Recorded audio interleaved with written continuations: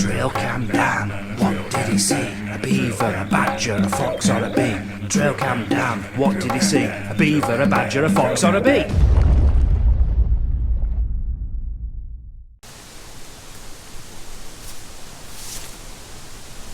Only me! But it isn't, don't worry, it's not just me today. I'm back out with John Play Special, JP Lamoureux. Did I say that right? You said that really well. Thank you very much. Like you must have been practising last night. I was actually. If you didn't see the last video we made on this channel together in the woods, please go back and watch it because you will learn something. He did. It's amazing, your depth of knowledge is just truly legendary. Yeah, if you did miss that video, between us, about 25 years experience of teaching the military all around the world basically. And civilians. And civilians as well. Yeah. I've got about 24.5 years experience teaching the military all around the world. He's got 6 months of teaching the public where the toilets are, things like that. Yeah. So, we're back out in the woods. We're just randomly going to do this. You're not happy, are you? 'Cause I bet you were going to use that as a... No, I can still use that. Okay. We're just going to walk around the woods and then we're going to go out near the fields and just talk about anything. Teach you something about survival, bushcraft, trees, plants, anything. So, you tell me what you'd like to know about and we'll start from there. Right, okay. Have you thought of something straight here then? That's just gone. What about this one? Let's start with this one because this is a nice easy tree. You should know this. This beautiful sycamore kind of tree, but not a sycamore. Right. It's beautiful, not yeah. A sycamore. It's not a sycamore. What did you? I don't know how it went because I've not seen the video. But what did you? I think lose terribly at last autumn. Yeah. I don't know what tree it is. What? Yeah, I know what game it is. What tree? What's tree called? Sycamore. No. It's a horse chestnut. Right? Yeah. So I've just been telling him about the horse chestnut. A few little things. Now there's something very, very interesting facts about horse chestnut trees. Chestnuts. And conker trees. You can play conkers, which is a great use for it. But the other good use is we'll take this back with us and I'll show you what we can do. I'll explain it now. The leaves of this contain a high level of saponins. And saponins is your soap in the wild. The conkers do as well. They've got like a soapy texture. Some people use it for washing clothes and stuff like that, if you're a vegan and stuff like that. Yeah. If we pour water over these, yeah, and scrunch it up, yeah, like that, yeah, just like that, you'll get a frother for that that will cut through. You do. Grease. It looks a bit like spit. That's it. Yeah. Like spit. I know. I've climbed a lot of trees in my life, trust me, and taught a lot of soldiers. I know what I'm talking about. Right, so we'll take that back. I'll put that in my pocket. Yeah. And we'll take that back. And you're going to make like a frothy soap. And we're going to show you how we turn that into soap. Yeah? Who's going to use it then? Well, yeah, you can take it in the showers later on and give yourself a good old hair wash with it. So stay tuned, guys. End of this video, you're going to see me and JP in the shower having a wash with horse chestnut conkers and leaves. I'm not washing your horse chestnuts with these leaves, I'll tell you that for nothing, mate. Now this is where I was getting confused. I was saying sycamore because I thought it were on about this tree. This is a beautiful, beautiful sycamore tree. One of my favourites. Now, got to be careful here, JP, because a squirrel lives up here. Right, squirrel nutkins. Yeah, he loves to come here and he winds around here and he has lots of fun.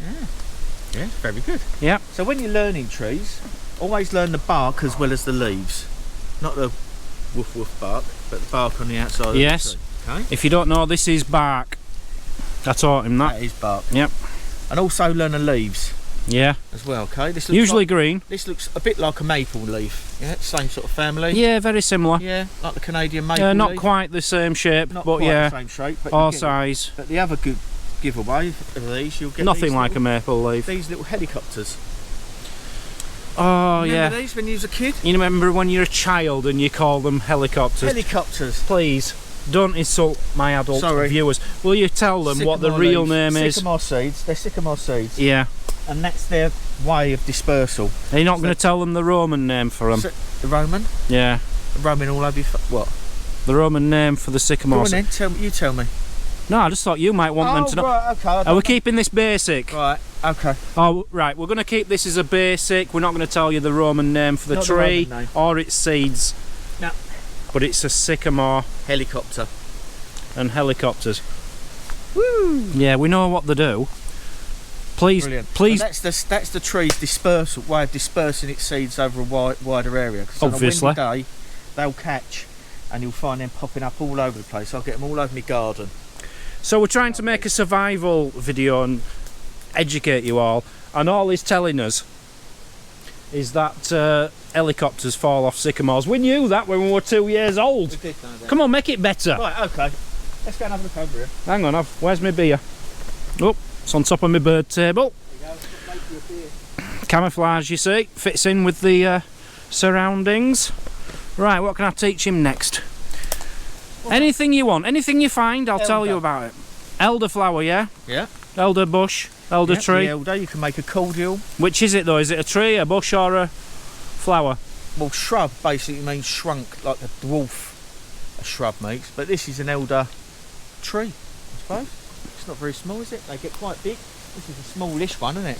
But Yeah. it's growing inside the canopy of the woods, which so it means it won't get as much daylight. If you find Have you lost the knowledge? Have you forgotten how to be cool and talk about cool stuff? It. You have to wait. You are trying to tell my people, my educated viewers, that it's growing in the middle of a wood. It is growing. Well, they know that we're in the middle of woods. Exactly. I'm going to explain why it's not as tall. Why it's not as tall as the other trees. It's not getting as much daylight because the tree canopy is covering the daylight. If you just go out on the edge of the woodland, they grow a lot bigger and you get a lot more flowers on them, a lot more fruit. If you look at this one here, where's the flowers and the fruit? Which one? Which are you on about? This one? This one. Well, it hasn't got enough sunlight to grow them. Oh, isn't it? That's good. Yeah, I know. Thanks for telling us that. But I don't need to teach soldiers for 25 years to know that. It's obvious, isn't it? So? It's in dark, it ain't got any sun, it can't grow fruit. However, this in the dark, in a woodland, okay, you'll get sun shoots coming up of it which grow quite straight. And you can use these once they're dead and dry. That's nice, actually, yeah. I've never noticed that before. Once they're dead and dry, as long as they're straight, you can use them for a hand drill to make fire. Primitive fire. Wow. That's another use for the alder. And you could cut it off at the base and it would look a bit like a rose stem, wouldn't it? Very rosy leaves on it. Have you noticed that? Right, okay. So anyway, also, the skin, the bark, you can cut back, open it up. You don't really want to do that too often to any trees because ring barking a tree will kill it. But in an emergency, you can cut this back, pull it off, and while it's growing in the springtime, if you burn yourself, you can apply it to a burn and it helps with burns. Or water. Or water. Or if you've got Smith's. or if you go to a chemist, you can get some of that. We're not cream. a chemist, we're experts in the wilderness. Why would we want to go to a chemist? Might as well just stay at home and order off a Deliveroo, aren't we? Well, personally, if I'm going into the woods and there's a chance of a fire, i.e. I'm going to start a fire, take a barbecue with me, anything like that, I would take some burn cream just in case, as a precaution, because it's always good to plan ahead. Okay. Yeah. Right. What's happened to this one? Well, You that should know one's this. that one. Basically, a helicopter came off that one over there. Had a bit of ooh la la with that one. Another seed came off, which is a bit of a mixture of them, the both, and it made this beautiful hybrid. Anyway, this here, the bark has come off of this. Okay. Why has the bark come off this? Come on, Dan, you should know this. You should know this. I do know this, but I want you to explain it. Okay. Me and Neil want to know this because we keep seeing bark off things. Well, a roe deer has probably used this to burnish with, and it's called burnishing. Now, if you don't know what And burnishing is, it's where a deer will come along and leave its scent by rubbing its horns and top of its head all over the trees and bushes, because they're very territorial. A deer, am I right? Almost, sort of. I'll cut end of that off, This, and that's what they do. Yeah, carry on. that's when they scent mark. That's called scent marking. Or burnishing. Burnishing is where when an antler grows every year. It does, yeah. Okay, off a deer, and it falls. So off. does a tooth. Falls off every year. And what they do is when they get the velvet, which is the outside fluffy part of the antlers, when it's growing, it's got a blood supply to it. When that starts to die back, they've still got the nerves around that area, and it starts to itch, and they want to get rid of this velvet on them. So they rub their antlers on the trees. It's called burnishing, and it removes that velvet on their antlers. But the unfortunate thing is, sometimes they rub a bit too hard and their antlers fall off. Found them in woods. What did you see? Them pretty little seedy things there? This is a hawthorn, by the way. That's good. How did you know that, Dan? I know everything. Go on. Right, okay. So this is a hawthorn, and in the springtime you get them beautiful little petals on that look like snow when they fall down. Do you remember? All the little petals that all come down like confetti. Yeah. Like a blossom, but not a blossom. It's a hawthorn. Flowers are edible. They're edible. Yeah. And also the young leaves, when they first start to grow, are edible. And they used to call this, up this part of the world, bread and cheese, because they used to eat the leaves, and when these ripen, yeah, and you squeeze them, it's a bit like butter. It's a bit like a cheesy butter. Like it is, soft, yeah. Yeah. So then you'll get another leaf, put it at the other side, and make a little sandwich. Yeah. And it's like bread and butter. It's like a bread and butter sandwich. Yeah, yeah. Excellent, yeah. When the red could be like the jam of the red of the berries. Yeah. What red berries? They're green. These are unripe. Unripe. They're green. You're getting mixed up with holly tree. But I don't know if you ever did this when you was a kid. Oh, all the time, yeah. Get elastic bands off the postman and make a little catapult out of them and fire them at your friends. No, I was busy learning about survival in the woods. I was, yeah. Yeah. I was busy mucking around outside. Yeah, playing. on the estate. Yeah. On the estate. Could tell you one of them. Yeah, but that's a hawthorn. Also, I know it is. They make some sort of heart medicine out of the actual berries. So you have to be a little bit careful of the berries. But even so, they're really good to eat. So you can make. Well, eat one then. Prove it. Because it's not ripe. Right, come back later. Not good to eat. Come back later. Otherwise he'd eat one, wouldn't he?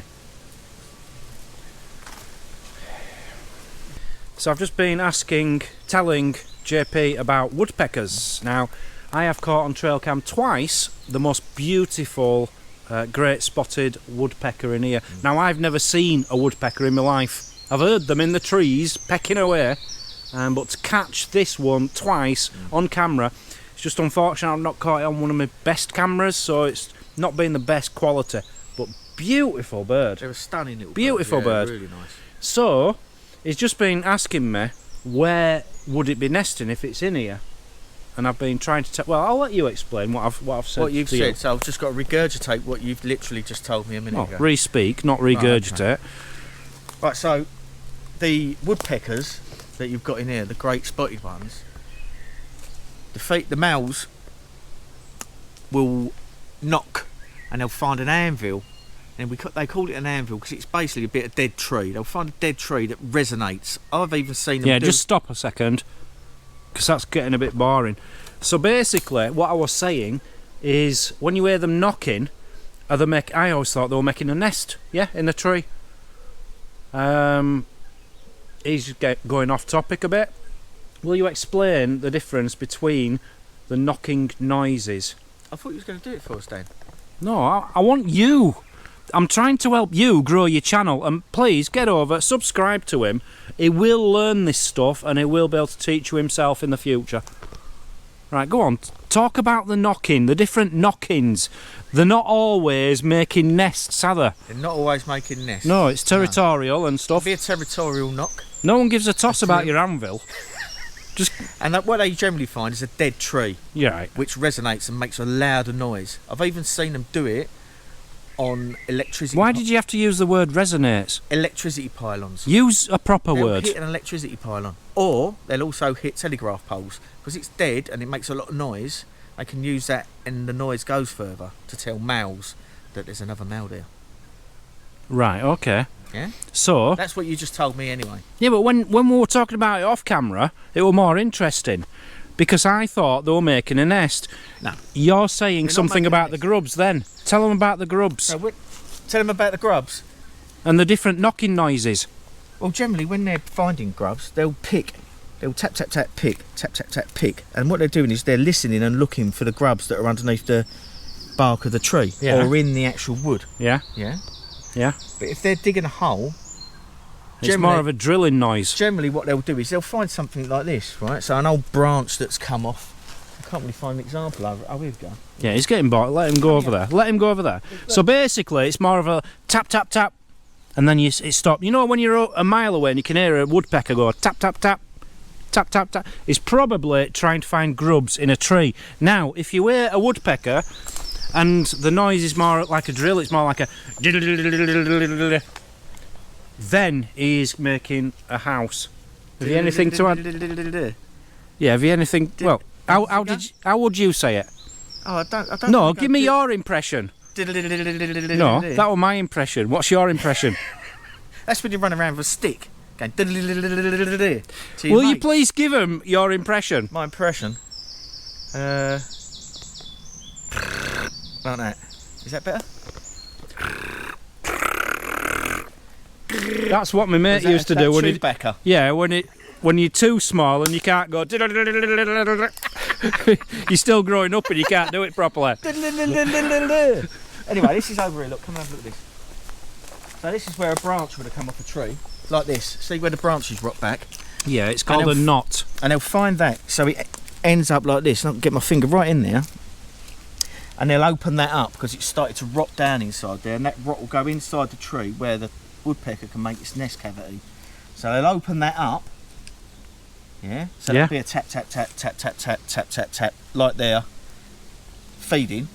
They'll open that up and they'll make their nest. Right, can I just say, don't put your finger in there. There's loads of things moving. I just saw things move. Yeah, I saw things moving and it was scaring the hell out of me. Yeah. Oh, you idiot! That ain't funny. That really ain't funny. I thought you got electrocuted then. There's a tarantula in there. You'd find tarantulas in these in jungles. We're not in jungle. It could be. No one wants to know about Bosnia and jungles and stuff. We're in English woodland here. We're trying to teach them about English stuff. Let's go and have a look outside, see what we can see out there, right? Come on. So we're literally just teaching him something here, and we heard this weird noise behind it. It was like a, and he said, "What is that?" Dan filled his and I pants. said, "It's a cow." It was a cow. It was your eyes went, what the hell was that? Right. So earlier on we were talking about drills, hand drills or something. Yeah, for making basically an electric drill, but an hand one. Making primitive fire. I'll just show you what we was looking at. Making a primitive fire or just fire? Primitive fire. Why primitive? Why did you have to say the word primitive in front of it? It's a fire. It is a fire, okay. So that's what we're looking for, something like that. So we could make a fire from that. Yeah, if we're well, it's coming to this, isn't it? If you want to. It's coming to this. Can we make a fire without fire? We can make a fire without a match. Easy. I've got a lighter. I've got a fire still. It's the easiest way to do it. Yeah, but make bow drill. Can you? Come on, this would make great footage. Do you want to see him start a fire from tree branches? I can show you a video of where I taught I think he was a 90-year-old man how to do fire by friction. He'd been a Boy Scout during the First World War, and he hadn't ever been able to do it, and I taught him how to do it, showed him how to do it, and he cried his eyes out, and I was like, that is very emotional video footage. I could send you. What a wimp. It's very emotional. Look, I don't care about your 90-year-old man. The viewers and me want to see... You want me to make a bow drill set? We want to see a fire made, don't we? Out of like leaves and wood stuff. I bet you can't do it. I bet I can. I bet you can't do it. I bet I can. I bet you can't do it. I bet I can. You want me to make a bloody... You want me to make a bow drill set here, now? No, what we've decided... Don't lean on branches, by the way, they sometimes fall off. ants. This Ants is have like, chopped this through is like that. something I'm going to get the teeth into then, isn't it? If I need to do No, this. look, what we're going to do, if you want to see me teaching JP how to make a fire in the woods, you have to come back to the next video on this channel. How's that? If you do, say in the comments, say yes, Dan, we love you and don't like JP in the comments, and we'll make it happen. Oh, I've never started a fire. I've never started a fire just off twigs and stuff. Oh yeah. No. Oh, I haven't pressed stop. Have you heard this guy? He says, don't forget your stump. Yeah, that stump he's cut off, that big heavy thing there. What for you? I've got to hold a camera in one hand and my John Smith's in other. All you've got to do is talk to people. Get your stump. Come on. We've placed the rest of the trail cams, and I'll tell you what, I think we've got 4 on the ground, trying something different. Now, the rat was there yesterday, so we've put a trail cam looking along the log. I've seen squirrels and all sorts of things running along here, so I think that's a good place for it. Not the best camera to put there, I don't think, but we'll give it a go. Have you got your stump? Is it heavy? No, it's like... It's bigger than you. Oh, bless him. Come on. Let's go. Oh. He's got a chip on his shoulder. A big one. Tell you what I'll do. Oh, your batteries will be low on that, by the way. I'll take that with me and I'll put it back up. That were on 35% when I put it there. Is it? Yeah. You want to have a look at the footage on there as well, don't they? So the plan is, JP might be coming back with another dead rabbit, unfortunately. Rip it to bits. Which would account for the mink, maybe. Black minks love rabbit, so do stoats. And hopefully we're going to attract it back, and we have got cameras all over that spot. And he's also going to maybe bring a bit of peanut butter and put it on the tree stump where I've put my trail cam. But first he's got to build me a bird table bottom, and he's got to talk for another 15-20 minutes in the field, and then he's got to go home, I think I'm going to have to make my bed. Got to get him working, you see. He's only here another 2 or 3 days, so... Can you remember we did say he was going to make you a fire out of just tree stuff? He isn't doing it, he reckons he can't, he hasn't got time. He wanted then to do a feathery fire, which is what this is all about. And he wanted to use, what do you call that thingy? A ferro rod. A ferro rod. It's basically fire. It might as well have a lighter in his pocket. Anyone can start a light with one of them. That ain't what we're after, is it? We want you to find a dead sheep and make a fire out of its intestines. I'm going to do one. When I get home, I'm going to do a whole video on bow drill fire. I've been asked to do it loads and loads of times. I'm going to put a vlog up where I teach an 89, 90-year-old gentleman how to do it. He was a Cub Scout leader for nearly 100 years, and I taught him how to do this, and he's always wanted to do it. It's quite emotional watching it.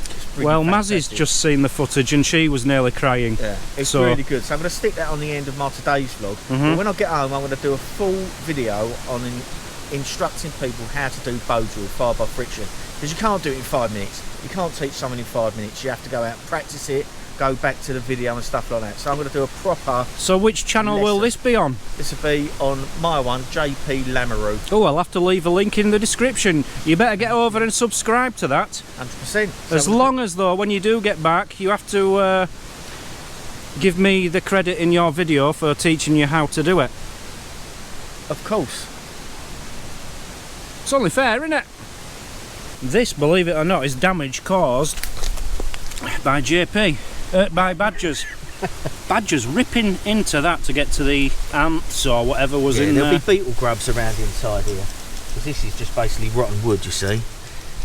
And badgers a high percentage of what badgers eat is worms and grubs. That's why whenever you find a badger poo, it's usually black and runny. And that's because I think it's something like 80% of their food source comes from earthworms. And they've done a study, and when they had to move a set because they was putting houses on where the set was, and they've dissected through the side of the set. And the reason why you don't see badgers around so much in the winter as well, one of the reasons is that a badger will build its top level of a set, because a badger set's can be up to 4 or 5 levels deep, can be there for hundreds of years. These badgers have been round. These badgers were one of the first animals to spread across the country after the last ice age, and I think they had a little pocket on a mountain or hill in Wales somewhere that wasn't frozen solid, and that's where they moved out from. So they travelled all over the place. So what he's trying to say, he's trying to tell you, he didn't really explain it as well as he should have done. He's trying to tell you there's 100-year-old badgers around England. Yeah, I don't believe that for a second. Not 100-year-old badgers. That's sets. what he didn't. Isn't that what he just said? Sets. But underneath the ground, what they did was when they dissected it, they looked at the top level, and the top ceiling of the top level was full of holes like honeycomb. Yeah. And what happens is the worms, they move down through the substrate on the top and then come down and fall into the badger's set. So the badgers then go around hoovering all that lot up. So that's what they feed on. Yeah, through winter they don't have to get out of the hole, they'll just stay in the hole. 100%. You didn't explain it very well, and I don't know why you keep looking at me when you're talking. You need to be telling them, I know all this. So we're out in the wilderness, we're in the fieldy area now. Absolutely beautiful day. You've got a sparrow, hawk, pigeony type thing up there. Pigeon. And this here, carry on. Oh, look at this beautiful thing I've just been telling you about. Yeah, what is it? Well, me and Mazzy, we saw these a long time ago. We call them blurry plants. I bet you can't get that on a good picture.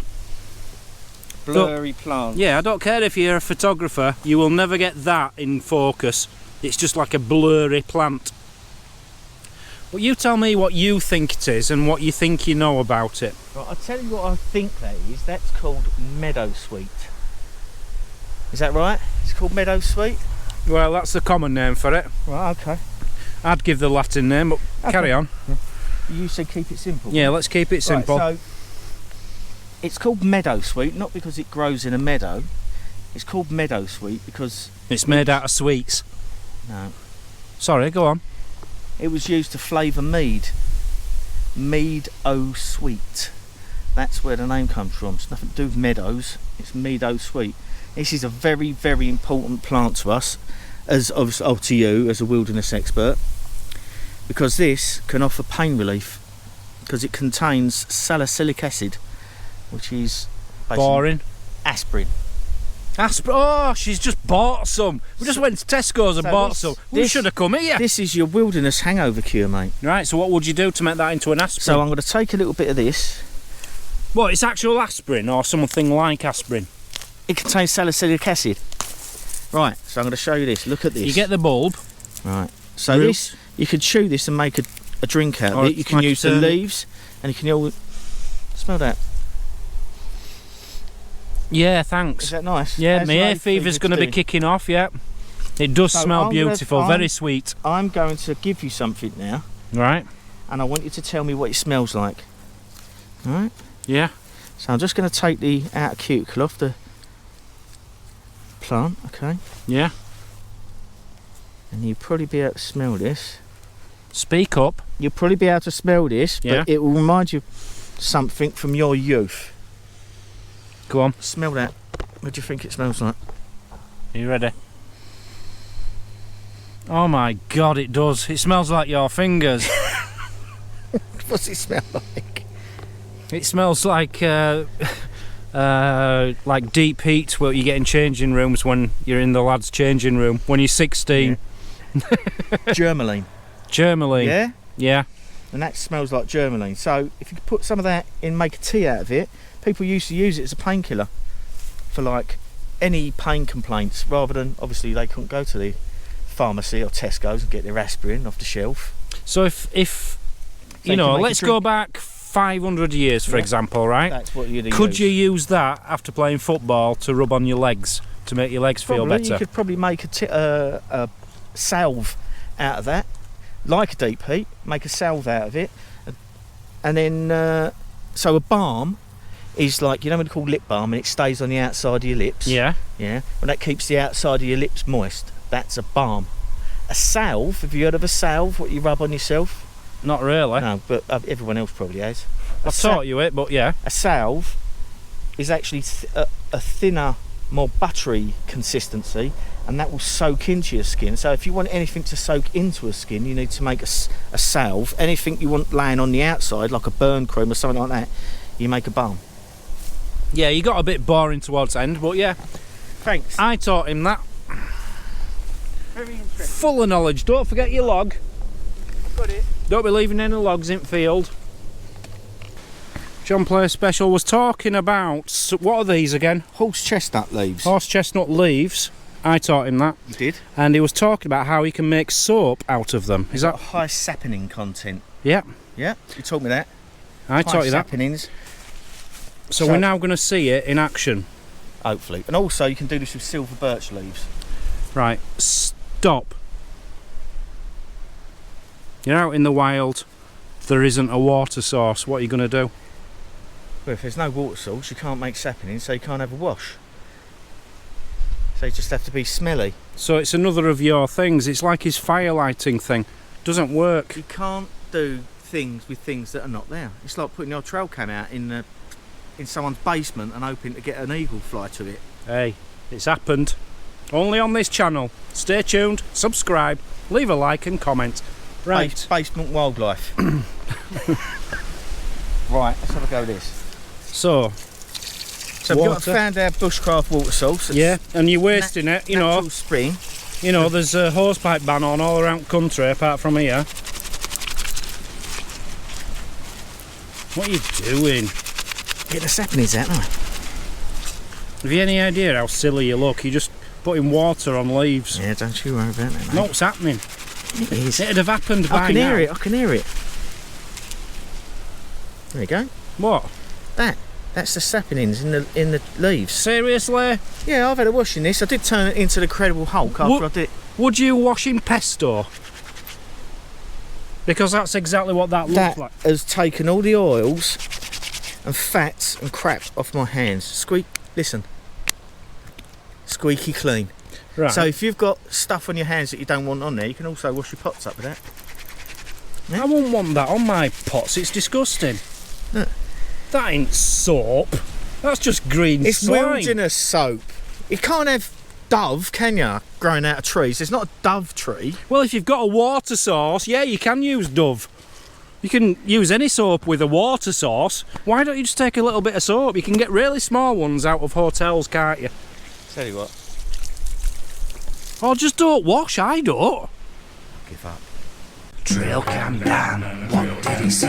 A beaver, a badger, a fox or a bee? Trailcam Dan, what did he see? A beaver, a badger, a fox or a bee?